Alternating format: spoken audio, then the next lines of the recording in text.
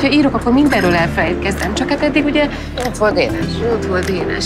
A Verstér kezdő rendezvényén Szávai Viktória, Jászai Mari díjas színművésznő önálló estét láthatjátok április 10-én 17 órától, melyben utazást teszünk Vörös Sándor verseivel. Hangszeren közreműködik Lénáth Beáta. Az igazgató úr már nagyon várja. Dénes ilyen lelkes. Ez itt a bejárat! Nem fatális tévedés, hogy itt vagyunk. Ugyanis ez a könyvtár fája. Fáj a fejed? Elég a fa viccekből. Ezen a fantasztikus helyen lesz a Verstér. Április 11-én. Ez itt a színpad, és itt lesznek a fellépők! Ez itt a nézőtér, itt lesztek ti! Itt lesznek az alaprimások, itt lehet alkotni, itt lesz az aszfaltrajz.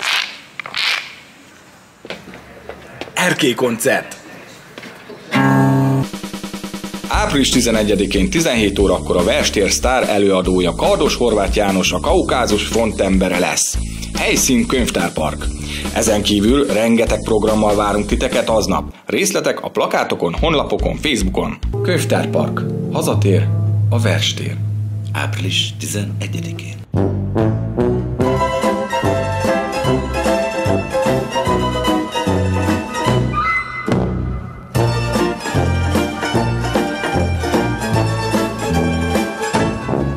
Hozd el anyádat is!